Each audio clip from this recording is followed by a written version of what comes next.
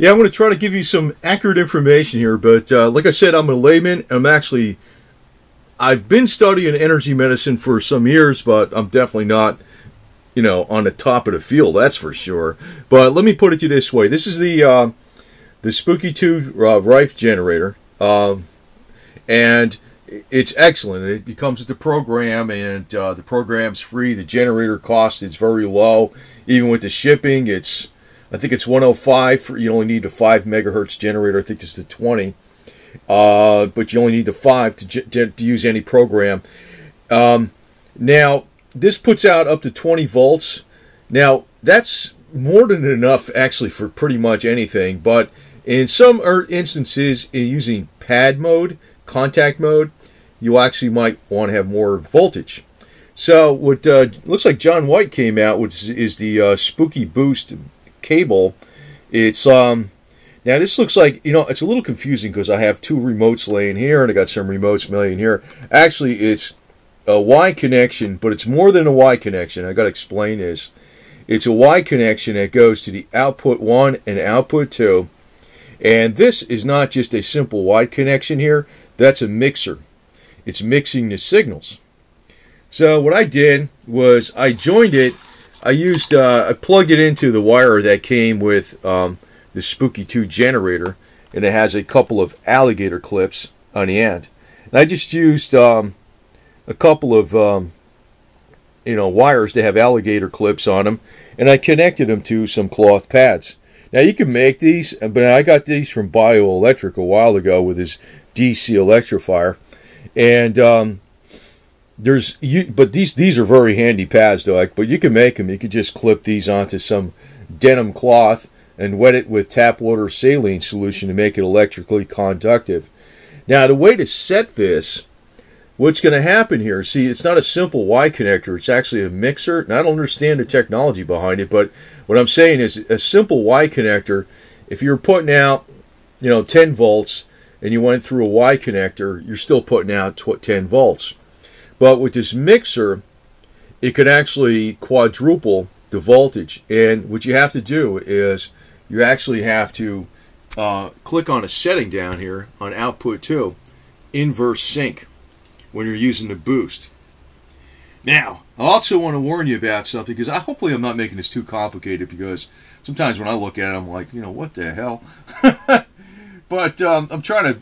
Anyway, you have to click on inverse sync when you're using this boost, and it gives the capability of this device to put out, like, I don't know, I think 40 volts maybe, that's what it is instead, or whatever. It puts out a lot of voltage. Now, that could be way too many volts at lower frequencies. The lower the frequencies, the more you feel it. Like if you notice, like if you use the frequency of, say, 465 at 10 volts, you'd feel the buzzing, or whatever you want to call it. You'd feel it. If you used 30,000 volts, you don't feel it. It's the higher the frequency, so you can actually use more voltage. So at the higher frequencies, that's where this can come in handy with the pad type devices, which I made here, right? By just using, I use some heavy Gorilla tape so they don't touch each other. They're just alligator clips clipped to each other inside there, but I have them like some insulation over them so the metal doesn't touch. But if you're using lower frequencies, besides, you have to do this inverse sync. You have to do that. You have to check that off because it's actually going through a mixer, okay? Now, if you're using, you want to check this off. Reduce amplitude below 10,000 hertz or 10 kilohertz, 10,000 hertz or 10 kilohertz.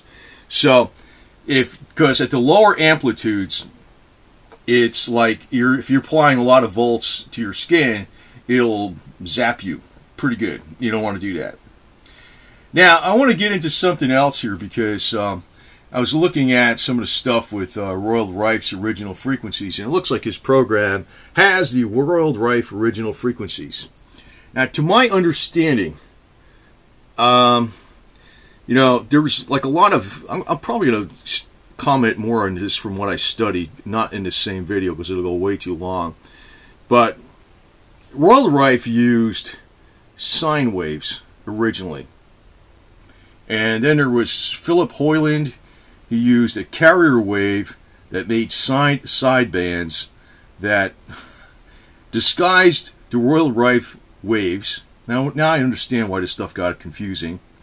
Then on top of it, the original Royal Rife frequencies were being applied with 1930s equipment, and as like the vacuum tubes warmed up, it would change stuff. So you don't even know if that's the exact frequency.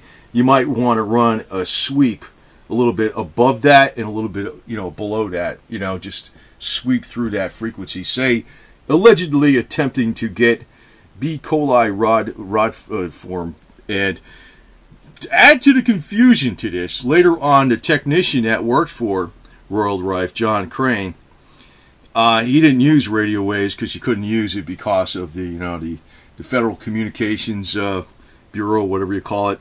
He couldn't be transmitting radio signals, so he used pad type devices. He converted that into a square wave 800. I don't understand how that works, to tell you the truth. I don't understand how that works, and I don't know how he calculates that. But this is where the confusion comes into play. But, say for instance you were trying to address this B. coli rod form problem, right?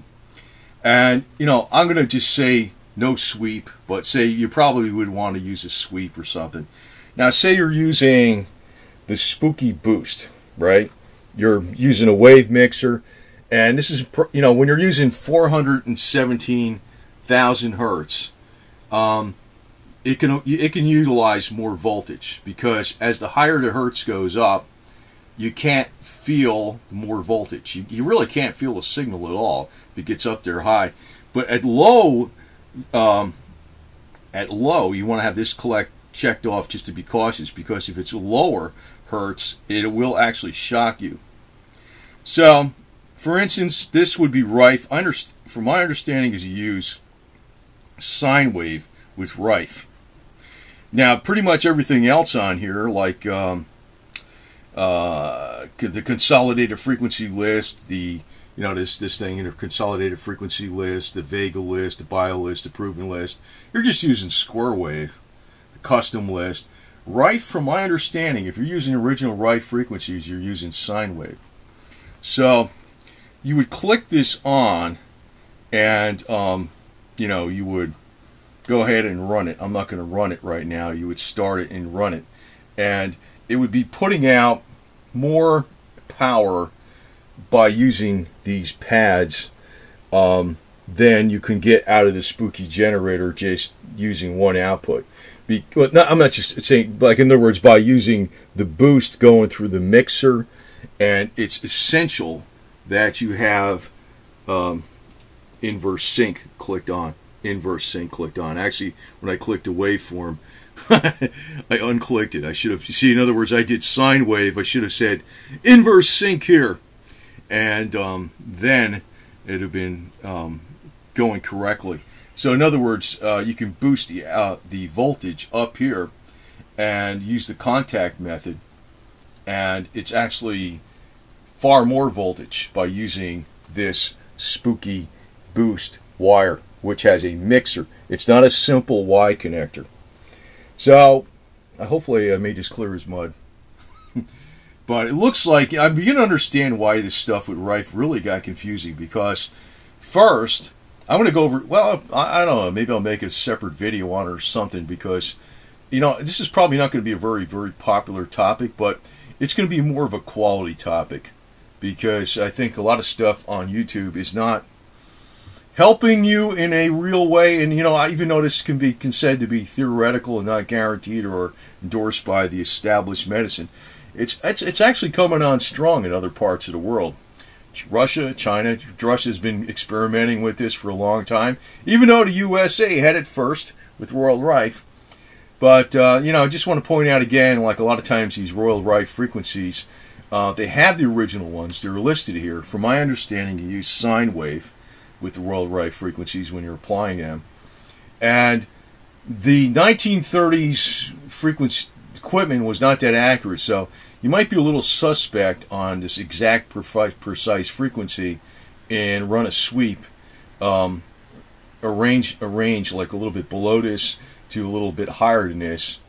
And since it's a much higher kilohertz, it's a much higher frequency. You will not feel it on your body, so you can use more voltage. So that's where the actual spooky boost comes into play. Now you won't need this spooky boost for lower